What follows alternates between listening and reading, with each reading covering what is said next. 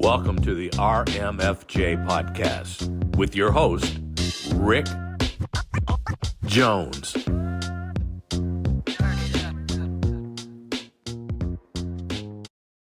Hey everyone, welcome to the RMFJ podcast. I am Rick Jones, and today I'm with a very special guest, awesome dude, Abdul Gaddy. How you doing, man? I'm good.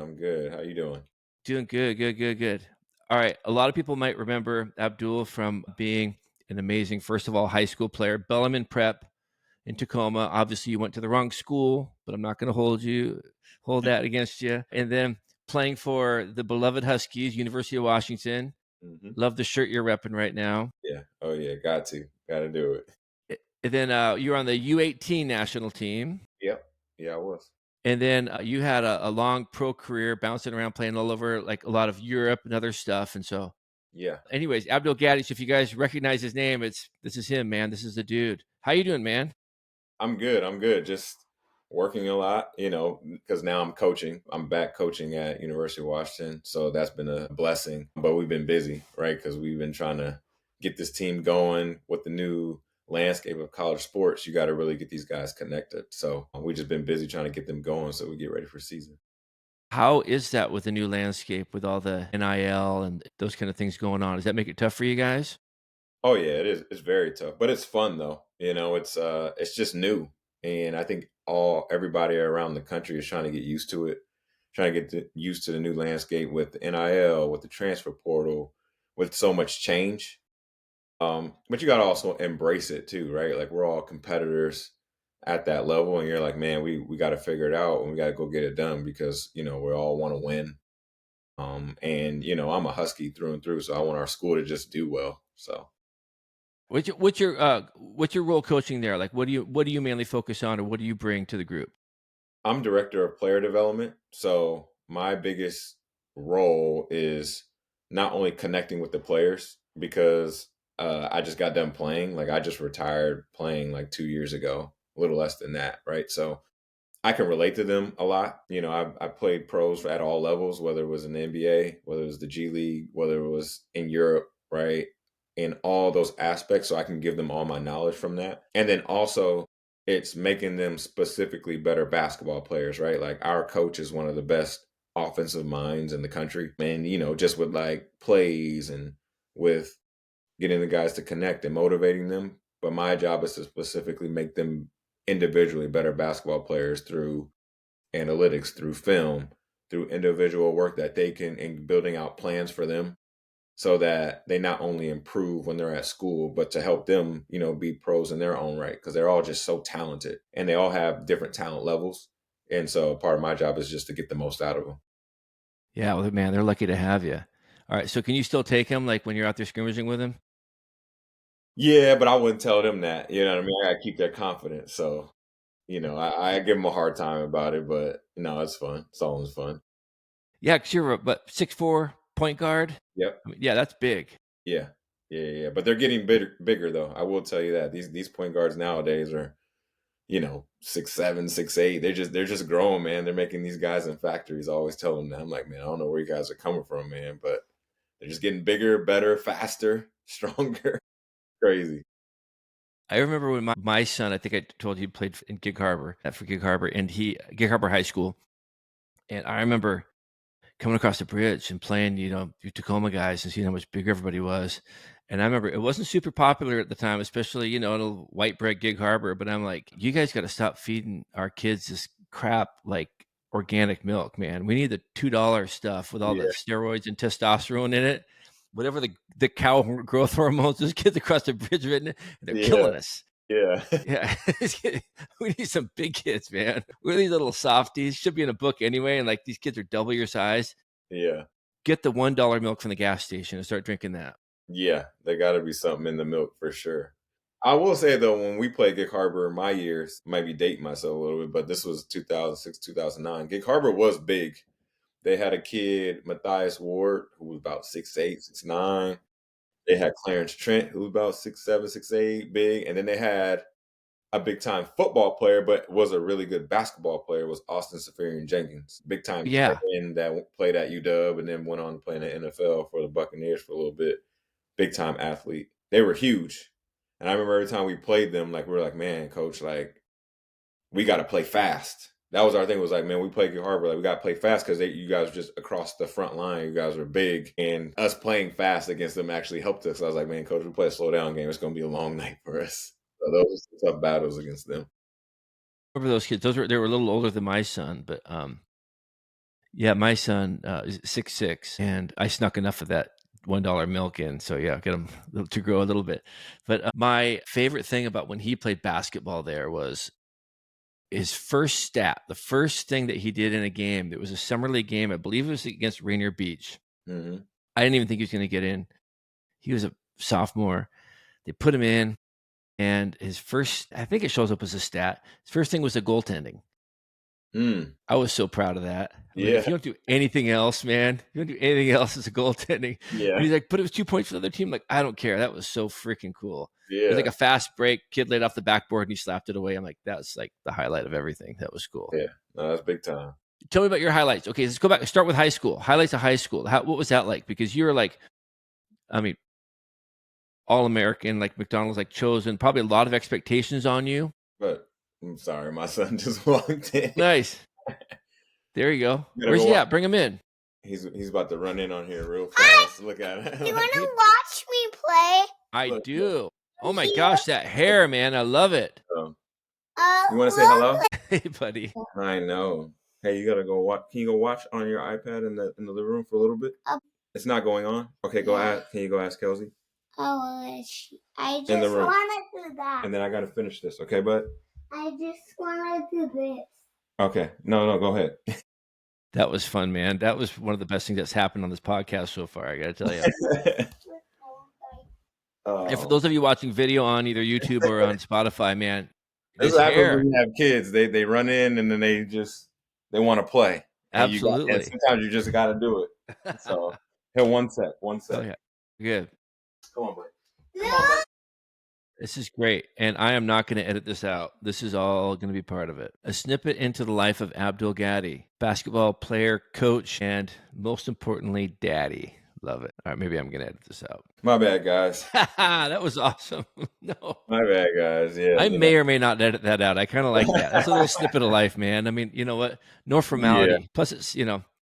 I got to tire him out. This is always my goal. Sometimes I'm like, you know what? I didn't tire him out enough. So then, like, you start thinking of, like, okay, when I get done, what am I going to do? I'm going to take him outside. We're going to run through some drills, some basketball drills, some soccer drills. Like, get him real tired so that nap is really good. You know what I mean?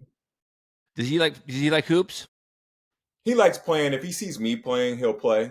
He doesn't, like, love it. He's at that age where it's like, man, I'll do it because my dad's doing it. Or, you know, we'll play soccer. He likes to, like, run around.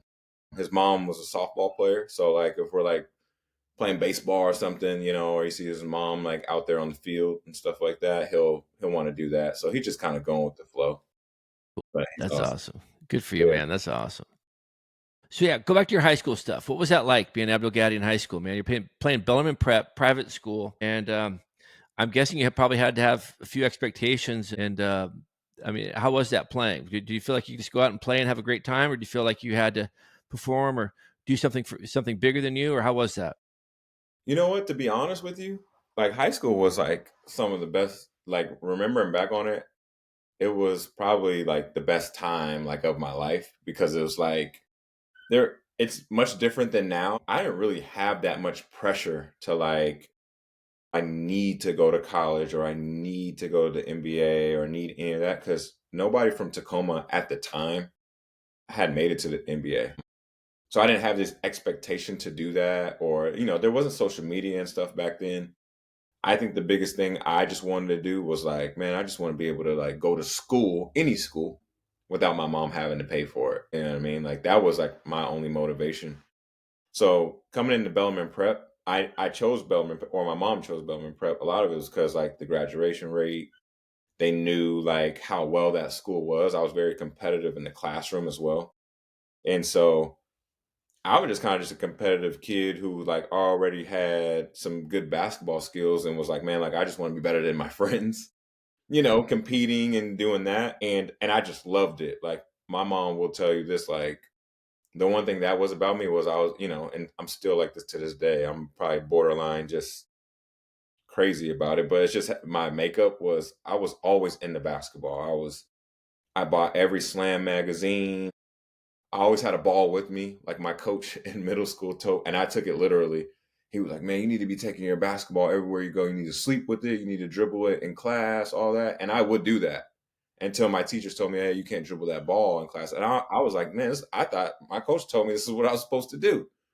Like if I really love doing this." So I was like bringing my basketball to school, and I would have it under my little desk.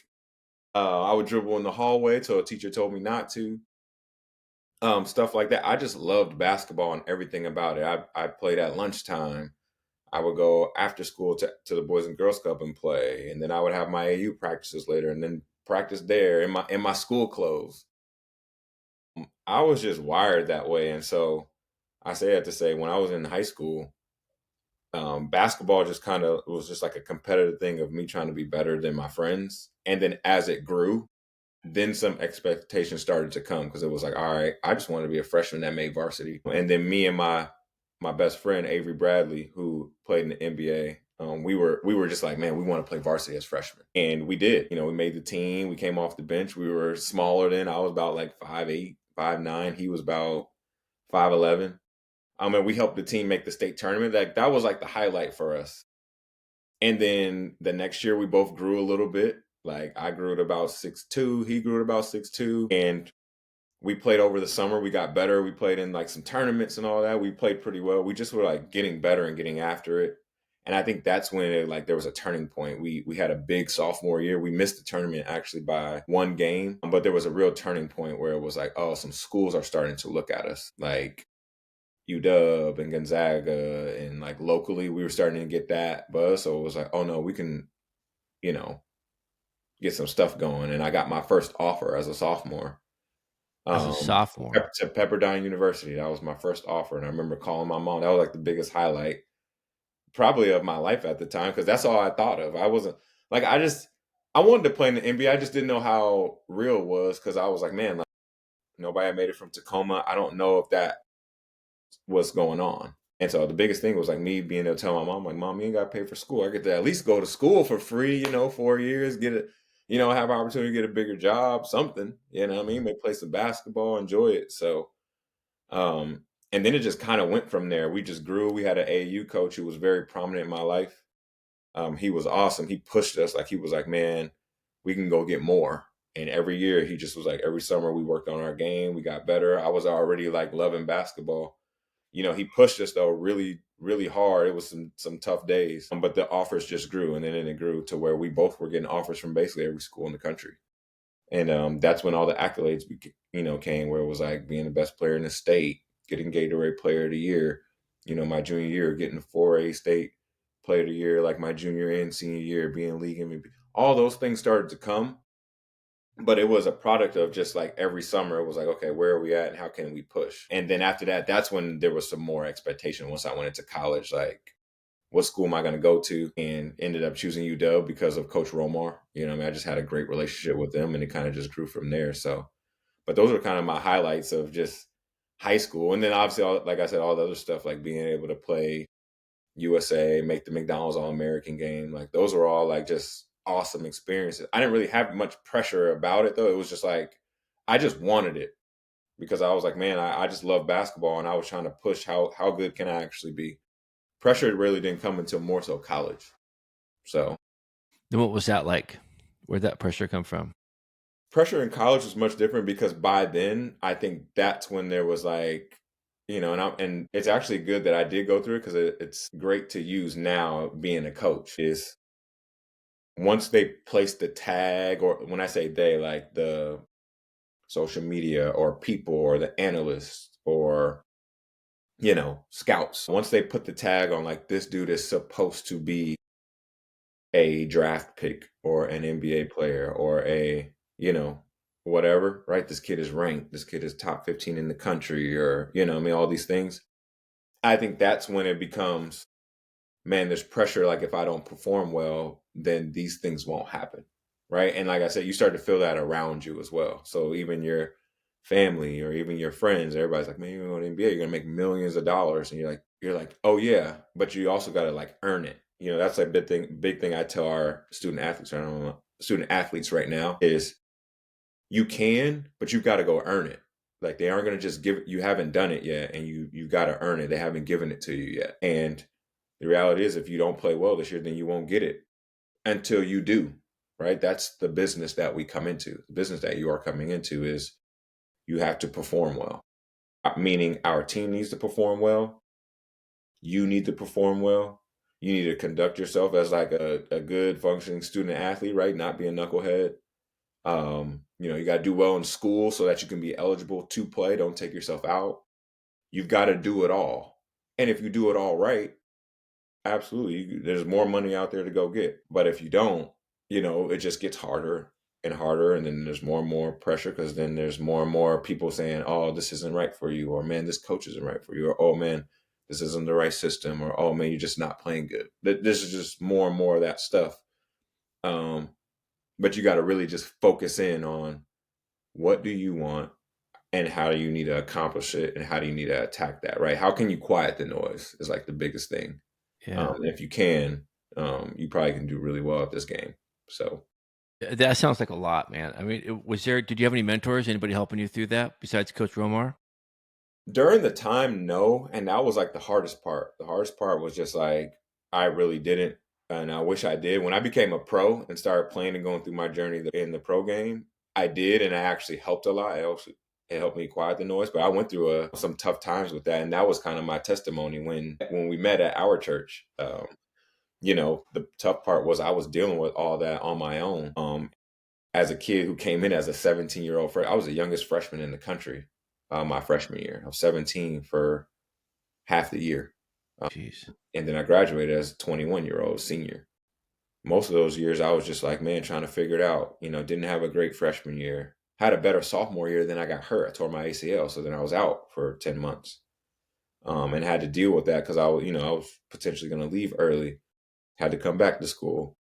Had a good junior year, but I was still recovering. Like I wasn't fully healthy. I was healthy, but like not, I was still getting the confidence back in my knee. And then my senior year, I played pretty good, but I don't know if it was enough to where I was like got drafted, and I didn't get drafted into the NBA. I had to do the long route, which was go undrafted, go play in summer league, and earn a spot that way. But that was hard, just dealing with the expectations. Like I said, everybody was like, no, he's supposed to be a first rounder. He's supposed to be this or that. And, as a young kid, you're just believing that. I didn't have a mentor saying, hey, if you are or if you aren't, you've just got to go earn it. Like keep that same mentality you had in high school where you were just focused on just being the best you could be, and enjoying the fruits of the work that you were putting in.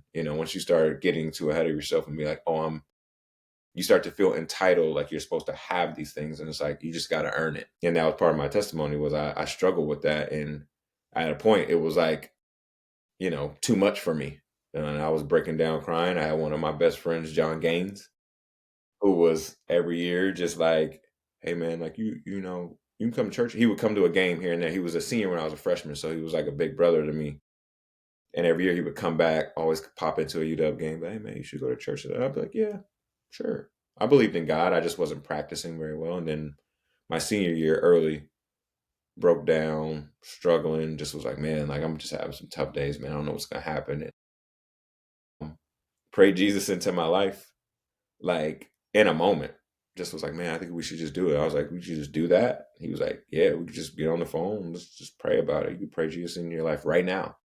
And broke down crying about it. We prayed and it was amazing. Just the weight that I felt off of my shoulders in that moment and even going forward to where like now, even that doesn't mean that I'm exempt from tough times. And Dean has been a part of this well. It was like, I have a real foundation now of like, if I do go through tough times, I know like, man, I could just go to God and be like, and handle it and pray and be like, man, if I'm going through this, it's for a reason, and how I navigate it. And God has placed some great friend groups and some great friends in my life who I can speak to and talk to and give me some perspective and be like, you know what, like I can get through this, no matter what the result's going to be. I do live a pretty good life because God has placed me in some pretty great places. It reminds me to be where I'm at. And people who don't have that, a lot of people, probably, think that sounds crazy or whatever, but I'm similar to you in that respect. And I hear you, and I can see, and having heard your testimony before, seeing the change that it made in you, Yeah. and kind of like a before and after with your life, right? I mean, just a different person. Yes. No, huge. My journey was, if I had to, from college going on forward, if I had to write out my own journey, it looks nothing like how I would have thought it was supposed to be. But now looking back, I'm like, it was the biggest blessing, in the world, because it was like, man, like I needed to go through all of those different things. You know what I mean? It's placed me right in a great position now where, like I said, I'm able to come back to my alma mater and coach. You know what I mean? A lot of people don't get that opportunity to go back to their alma mater and coach. It's hard. They usually have to take a much longer route. But I've been blessed with that. I have my son who's 5 years old, and he's amazing. He's awesome, right? We get to be at home in Washington. I've traveled a bunch. Like I said, I've been in Oklahoma City playing, and I've been in Charlotte, and then I've been in Europe, right, for extended periods of times, not around my family. And now I'm like, in this moment, I'm like, man, I get to come back home and share my experiences, but to be here and be like, you know what, like all this led up to this. Like, this is awesome. Like, God has been like beautifully orchestrating it. I just didn't, sometimes you forget, like, dang, I didn't know it, Sure. and That then you wasn't your plan. yeah, it wasn't my plan. It was always God's plan this whole time. Yeah. So yeah. Are you able to share that with your players now? Yeah. Yeah. I always try to just remind them, like, to be in the moment, be where the feet are, and to coach them on, you know, like I said, earning it each and every day. When you just focus on the days and just, they talk about just stack bricks, right?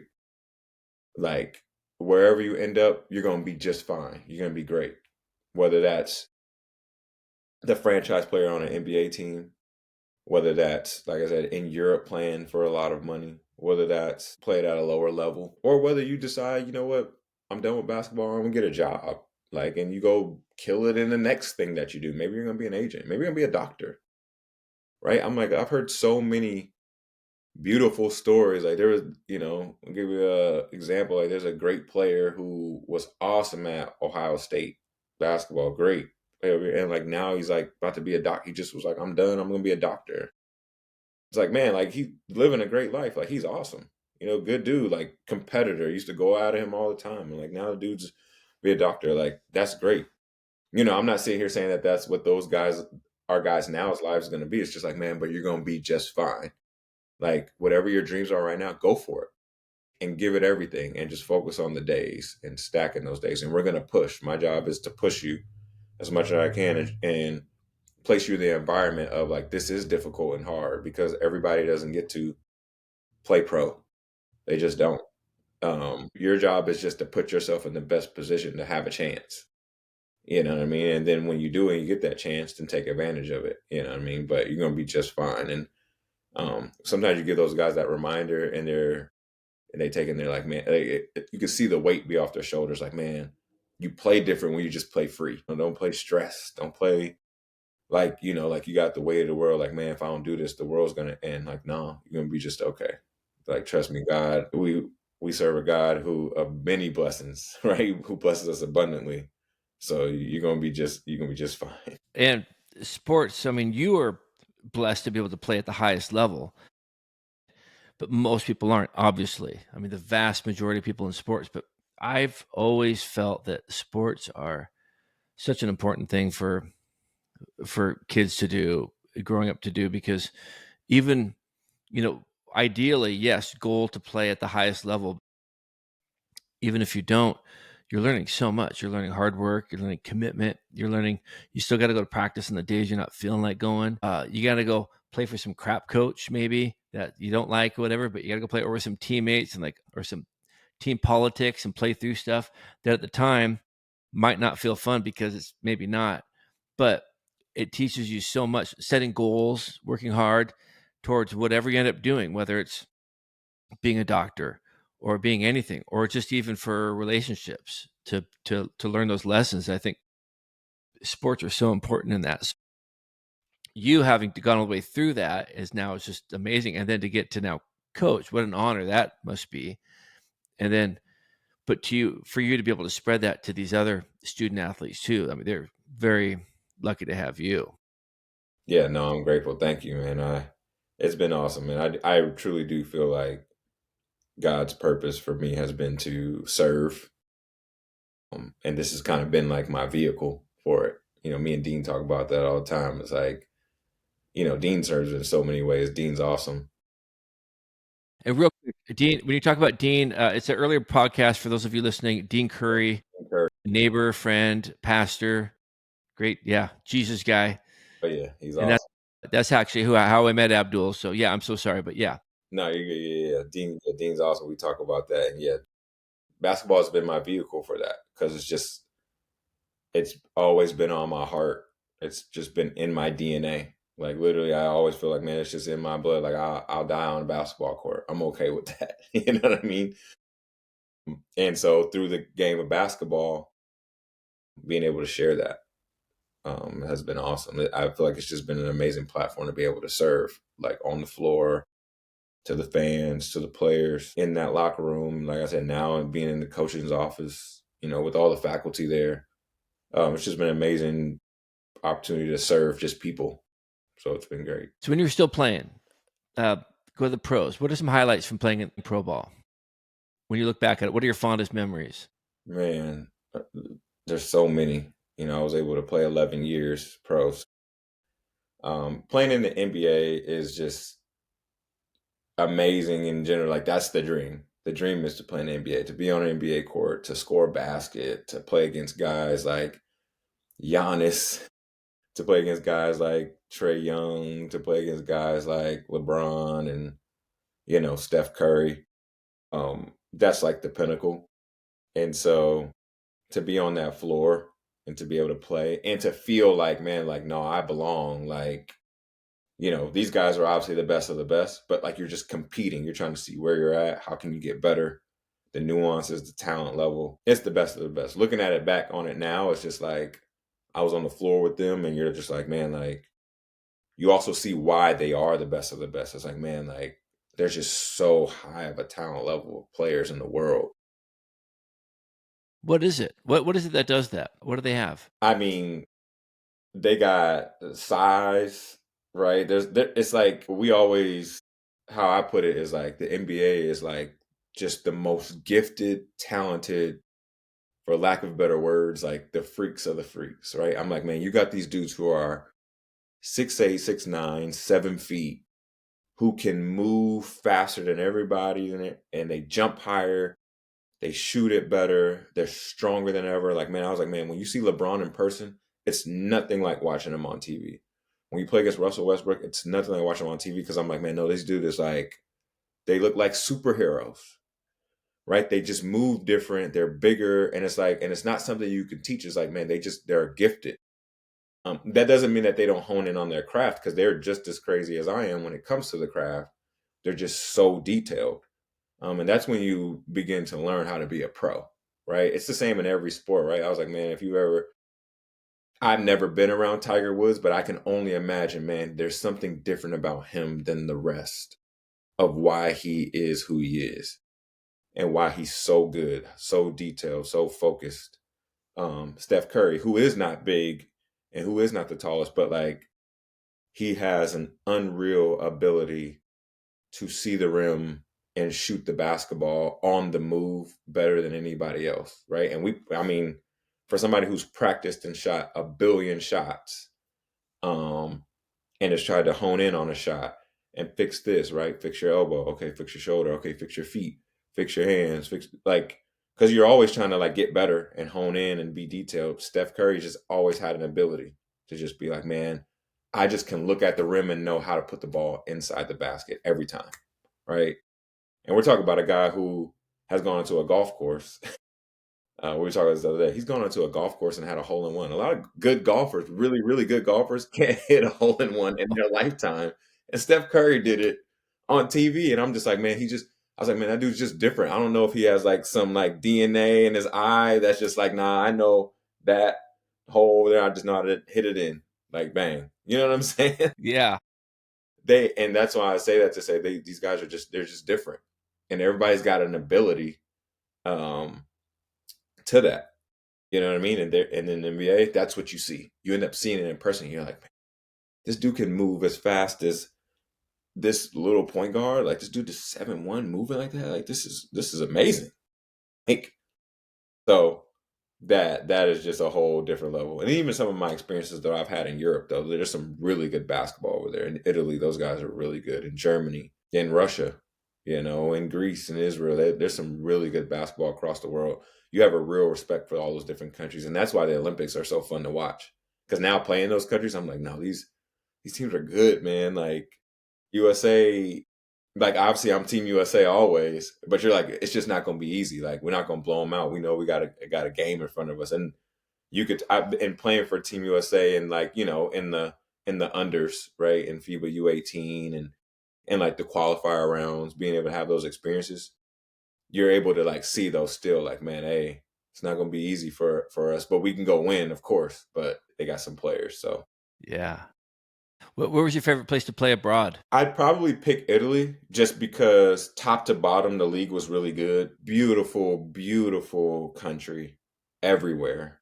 The food is just out of this world, right? And we're not even talking about just like these like 5-star restaurants. We're talking about just like the mom and pop, local pasta places that make them from scratch. I mean, those were the best. And like that was the culture. The culture is, I'd have a teammate who was, on my team in Italy. He'd be like, yeah, no, my mom knows these people in the restaurant down the street, and they make all this special rigatoni or this or that, like from scratch. And they would cater for the team, and it'd be some of the best pastas you ever had, right? They grill their meats like fresh and all that. Like just all of that was just like amazing.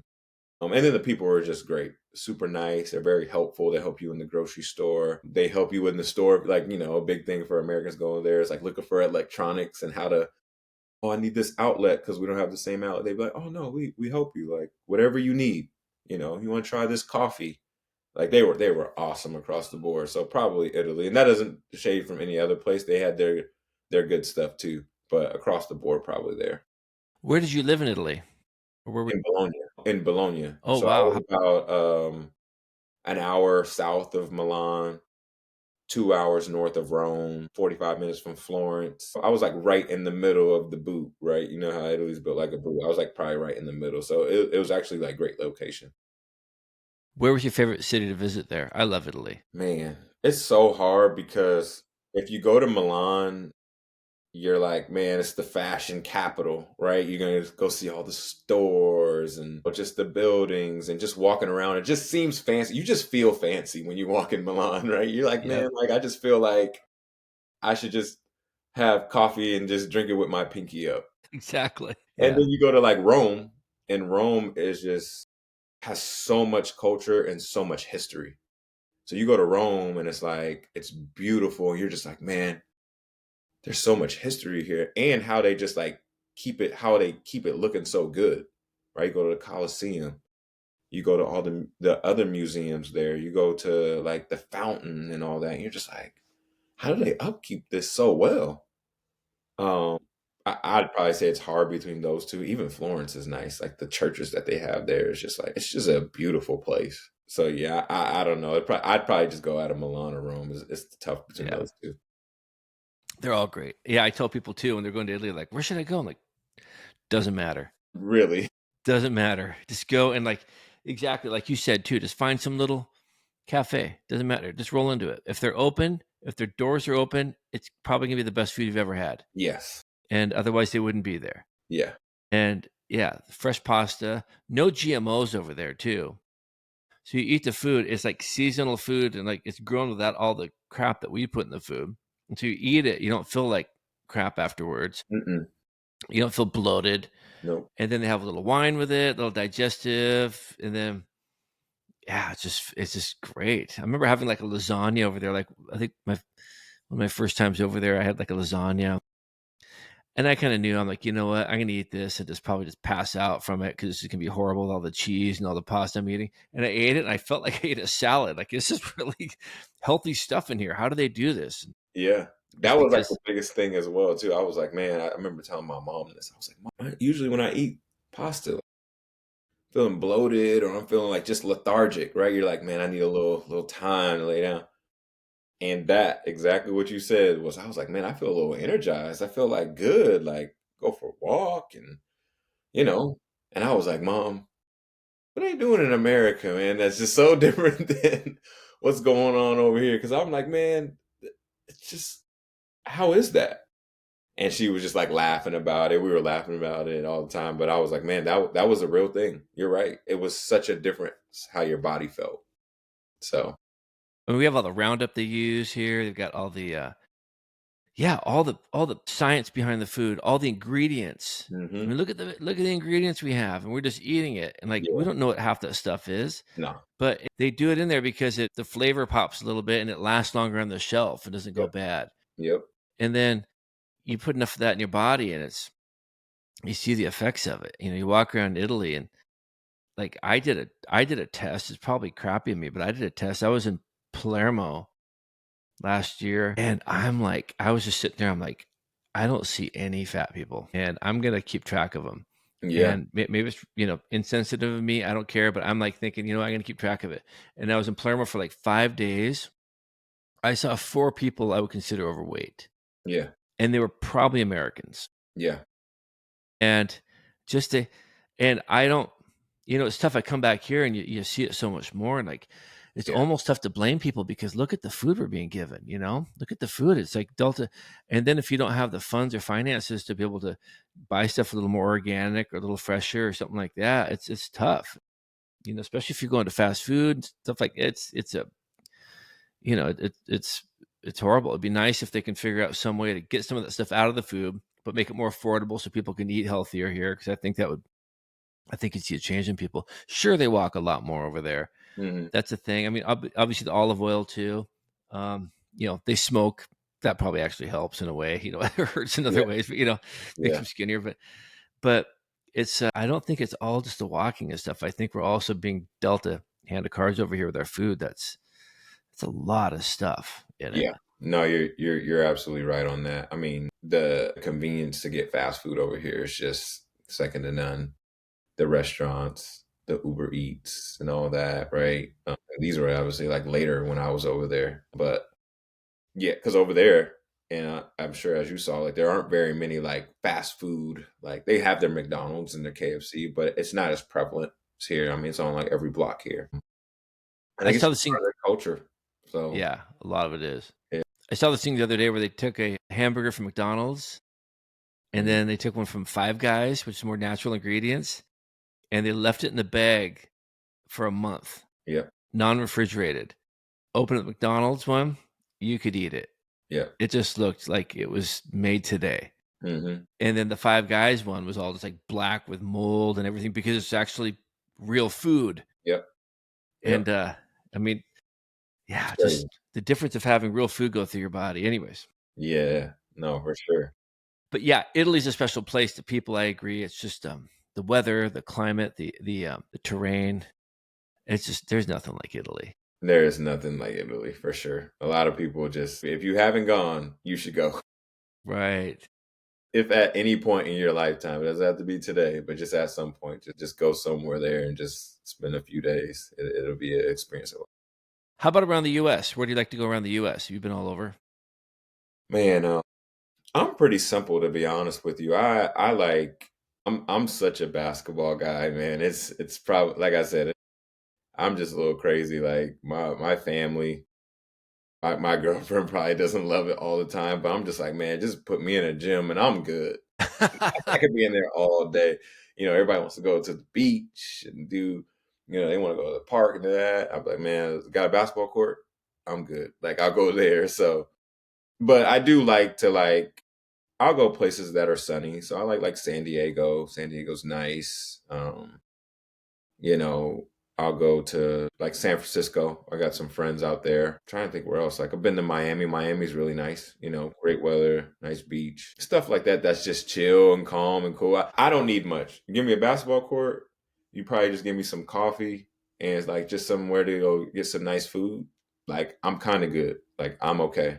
You know what I mean? So traveling is nice though, and I just like to spend time with people, right? Family, friends, the basketball team, all that. Just like as long as I'm around good people who are, we could talk sports, right? We could talk life, we could talk Jesus, right? Mhm. I'm fair game. So those are usually like the biggest things for me. You have a good family unit? Yeah, yeah. My Nice. mom and dad are great. Brother is awesome. My sister is great. Got the kids, so I got like my 5-year-old. Got my brother just had a son. He has a stepdaughter. Like they're awesome. Um, and so yeah, we just great little tribe over here. Very cool. A couple of random things. If you were to pick a dream matchup in basketball for college, if you were to go watch two college teams play, what two teams would it be, and where would it be? All time or right now? No, right now. So Let's today's do both. so today's teams, or like meaning like the teams from the past. Okay, let's do from the past because I know what I have in mind. What would you? Yeah, Ooh, that's tough. Like I'm trying to think. Because if I'm thinking back, I want to. It's so old though, because I don't know how good that team would be now, because the eras change, sure. right? Because you're thinking like the first thing I thought of was like the UCLA Kareem Abdul-Jabbar teams that like won championships every year, and I'm like, man, I wonder what that team would look like and fare against a team like the Kentucky team that won in 2012, right? With Anthony Davis and them, like they were so dominant. That was a really good team that was just like so good. But so was that UCLA team, right? Now different eras, different Sure. times, but you're like, what would that be like? Yeah. I don't know, right? Because I think I would love to have gone to like a Duke UNC game, like Cameron back in the day, maybe when Jordan was playing. Yeah. Yeah. Coach, No, that would have been big time. That would have been big time. So yeah. speaking of Kentucky, do you know Mark Pope? I don't know him, but I've seen him coach. He's a really, really good coach. He gets those guys. He knows how to get players. He knows how to do X's and O's. He knows how to galvanize his group really good together. Like he's an awesome coach. I like watching him from afar. He went to the best high school in the Northwest. He went to Newport with me. There you go. There's something in the Newport waters, then, man, because that's why they breed them good coaches and good speakers. He's a couple years younger than me, but I remember going to seeing him play and seeing him practice, and he was always just a super nice kid too. Just Yeah, worked hard and super nice kid. And playing for Kentucky, and then coming full circle back yeah. and No, he's awesome, man. The one thing I can't tell you is it looks like his players love playing for him. Like they just love. You can tell when there's like a different dynamic between a player and a coach. And from what I've saw with him and his players, like they just like hug on him. He roots for them. He's not afraid to be like fired up for those guys. Wins and losses, like they love that dude. So he's definitely got a gift as far as just like leadership and leading his teams, which is good to see. So And for coaching for you, what's your goal right now? I mean, obviously you got a great gig right now doing it. But you're a very competitive guy, and you're always seeking for greatness and improvement. Where do you see yourself, or what would you like to envision yourself to do? I think one day I would love to be either a head coach, in the pros, so in the NBA preferably. But if God calls me to be in college and be a head coach in college, I would do that as well too. I just want to do the job well. Or if I'm called to be in the front office, and be like a GM, I would be open to that as well. So, but I am learning. Like I'm definitely in a phase where I'm like learning a bunch, and I'm learning under one of the best. Danny Sprinkle, who's our head coach, who's one of the fast uprising coaches. He's high level, man. He's really good. He's been to the tournament a bunch, had a bunch of really good players. Like I do feel like extremely grateful like that he had me on staff, because I learned a lot from that dude. Just like how competitive he is, how he recruits, how he comes up with just schemes, and how he comes up with ways that for the guys to be connected. Like he's big time. So I'm definitely in a learning phase of like, man, I just got a lot more to learn. And I just try to take a bunch of notes every day. I try to have a bunch of talks with him when I can. He gives me a bunch of responsibility, and he's even open to learning all the time too. That's one of the biggest things I respect about him. Is he's always like learning, like what's new, what's next. How can I help the evolution of the game? Like he's so big time. So, but yeah, I would love to at some point in my life, like get to the point to where I'm like, all right, like I think maybe it's time for me to try to be a head coach or be in the front office or something. Yeah, I can see that. You definitely have it. Yeah, we I were hope talking so. about you We'll like see. Mark Pope. I think you'd be one of those types of coaches for sure. I hope so. I'm gonna keep watching that dude, man. Hopefully he takes it easy on us when we do play them. I don't think he will, but we'll see. Do you play him this year? We don't play them this year unless we make Okay. the tournament. We run into them, but as of right now, no, they're not on our schedule. Yeah, that's cool. Okay, another basketball thing, random basketball thing. Back in the day, like when I was, with the Sonics, back in the day, watching the Sonics, the Bulls, back when they were something. It seemed a lot more physical back then. A lot more, maybe not. I don't know if it's athletic, but more physical. Like there was a lot more people just paying for coming into the paint. People for you're paying because you happen to be playing the Pistons that week. And it seemed like the game has changed a lot where it's more just like fast, free, high flying. And for me, it's weird because I was raised on watching these guys like, man, Stockton, Malone. Like, if you're going to try to drive past Malone, you're going to be feeling it for a couple of weeks. Yeah. Where now it's like, oh, if someone's driving past, but he's some star and he's great or whatever, and someone looked at him, so it's a foul. That's my, over the top thing. But how do you feel? How do you feel the game is progressing and changing? And do you like the way it's changing, or do you think is it morphing too far in that direction? What do you think? To me, the game basketball is kind of like fashion. Like it's always going to change, and it's always going to be just in phases, right? And so back then, you're right. Like it was way more physical. You can get away with a lot of hand checking and bumping guys in the paint and just like bigger, stronger, grown men type of guys, right? But that's just been the game. There's so many facets to it. Me and some of the old alumni and like older pros who have retired now, we talked about it, and it's like if you think of it back then, the game was much slower. Like a high scoring game back then was like 90s, 95. The NBA today, the best teams are trying to score 125 points a night in 82 game every night. 82 games trying to score 125 points. Like that's a whole 35 points more, which means you need to count for that and play that much faster. The games used to be super about make every possession count back then. Now it's like can you win the possession battle, which means how many can we get more possessions than the other team? Meaning, can we get more shots up than them? The more shots we get up, the more at bats we get. Right? That's the game. That's where it's come to. Right? There's technology. There's analytics. That's just where our game is at now. And that may change at some point to where it's like because then you'll start talking about shot quality and what's the best and what's not and all that.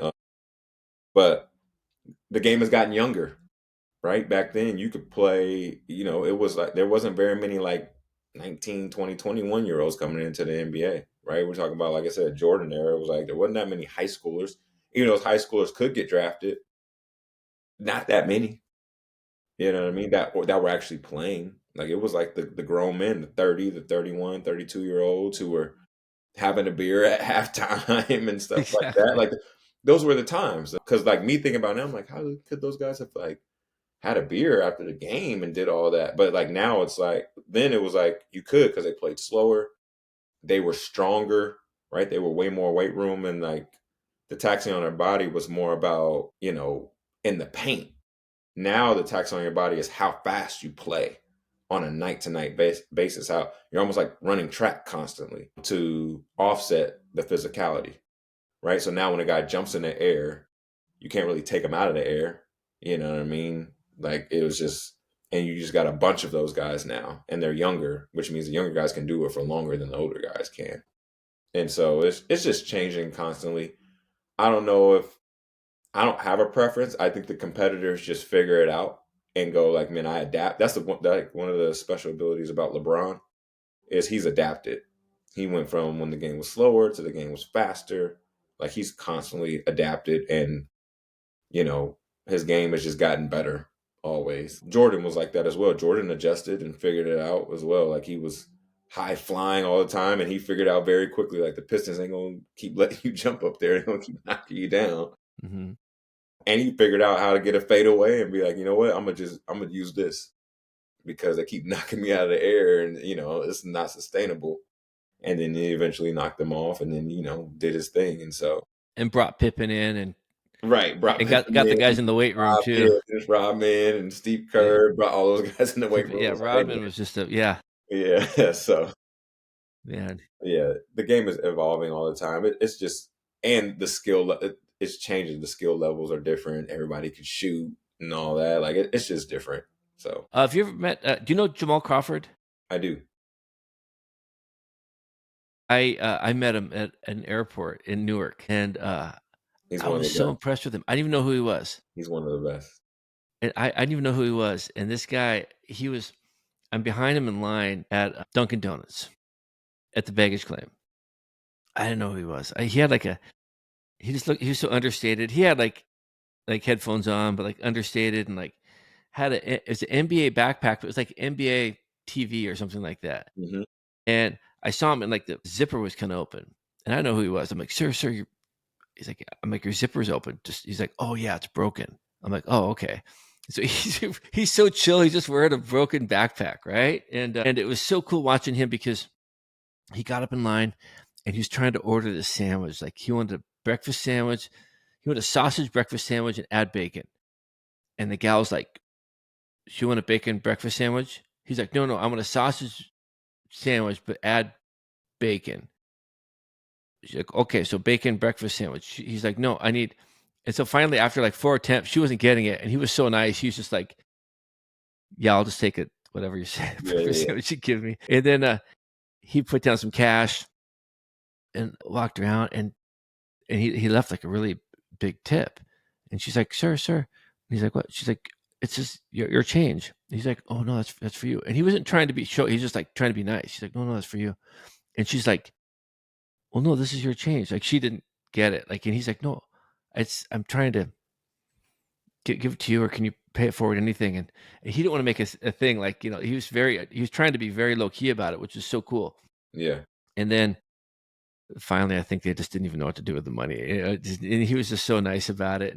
And I went and told him, I'm like, dude, that was really cool. I saw what you were trying to do there, and you were trying to be so discreet.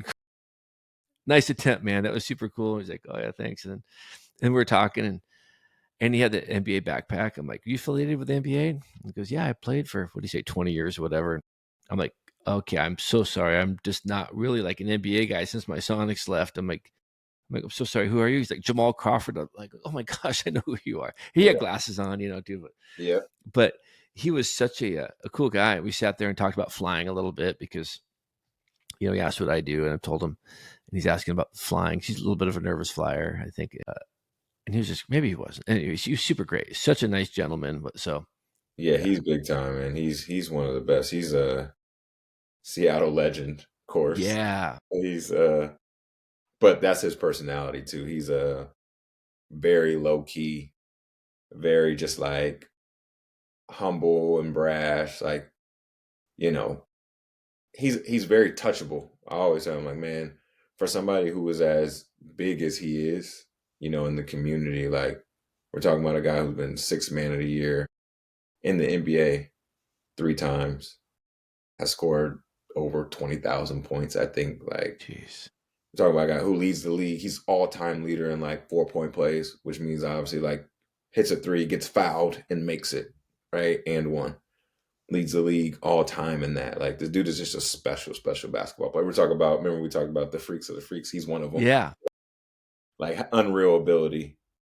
But he's very touchable. Like, he's, you would think, like I said, a superhero you don't always see all the time, or you can't always shake a superhero's hand. He's like, he's one of those that's always like, "Oh man, like, how you doing? Let's talk about airplanes. Let's talk about your podcast. Let's talk about, family." Yeah. You know what I mean? Like, he's a very great just man. in life, you know what I'm saying? And like he's always been that way, even with all the young kids and high schoolers to just adults that just want to meet him. So like that doesn't surprise me about him. Like he's one of the greatest human beings around. You can tell he's just a great human. Yeah. Yeah. Well, you have a lot of similar qualities too. Talking to you, like you have a similar demeanor about you. Very humble, but very obviously talented and skilled and driven and blessed, whatever, but also humble and very human too. So you have that Thank as you. well. Thank you. Yeah. I tried. I do know that my mom raised me that way. So she would be very proud because she'd be, I always attribute that stuff to like my mom and dad because I'm like, man, they raised me that way. If I wasn't, if I was being a knucklehead out here, she'd let me know real That's awesome. fast. That's a good mom. Yeah, she did a good job. Yeah. Thank you. That's awesome.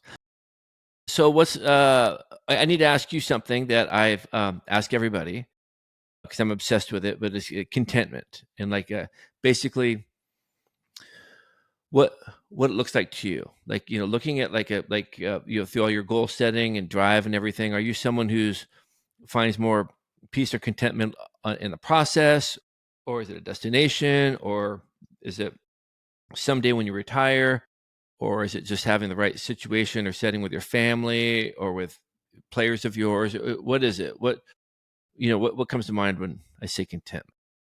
When I think of contentment, honestly, I do find contentment in the process. I think with being a Jesus guy and praying a bunch, trying to be in my word as consistently as possible, I think to me, I believe you have to in the process because, and I think maybe just for me, because I'm such an ambitious guy I'm always trying to push the mold of how much better can I be? I'm in coaching now. So I'm like, how much can I push these guys? Help them get the most out of themselves. Always trying to win a championship or a league championship or win the national championship. And then guess what? You got to go do it again the next year and the next year and the next year, and you always want to push the mold for that. But you also could take that in life. Like, how do I win with my family? How do I have good days with them? How do I help them enjoy their days? How do I enjoy my days with them and be grateful for that? Because, obviously we do know that life is short, right? But we want to enjoy our time, right? It's our most valuable asset. So, I do find contentment in the process. I find contentment like on the basketball court as I'm on the floor and being able out there to just hoop with the guys or coach the guys or like I said, being on the court with my son or being on the court with my family and we just dribbling the ball around or shooting baskets. That's how I see it. It's like in the process of like living life and enjoying those moments, right? Being able to serve people. What do they do for me? You know what I mean? What can I ask of them and how can we work together to build so that, enjoy this life that I do have? Because one day, I hope to be, in paradise with our Heavenly Father. And that will be the biggest contentment is being up there with him, So that's kind of how I see contentment. It's just like enjoying the process, finding ways to like just continually push and find, that piece of what is it, for this moment and this year. And then, like enjoy the times that I have. Love it, man. Yeah. That's awesome. Well, yeah, your personality, your demeanor, your outlook on life. I mean, you're a pro. You're a mentor to all these student athletes, and then plus your son, and I'm sure countless other people, and people listen to this podcast too will love it. Yeah, thank you, man. Thank you for so much for your time and for carving it out, and it means a lot to me, and it'll mean a lot to our listeners too. Yeah, and so we're going to make sure people are going to Husky basketball games this year, right? Yes, please come out and watch us. We should have a pretty good team. We're working really hard, so that's all I can really say as now is we're working our butts off, so we make sure that we do well this year. So please, if you can, come to a game, check us out. It should be a fun year. And yeah, we'll try to get up to one too, at least. Yeah. Please, Awesome. please do. Yeah, please do. I will get you up there for sure. Well, man, thank you for your time. You're awesome. I really appreciate getting to know you. And thank you for everyone listening. Please share this with people. Please follow us. Click follow. We're on Spotify. We're on podcasts, Instagram, YouTube. And please, thank you for all of your support. And everybody have a great day. God bless you. And we will talk soon.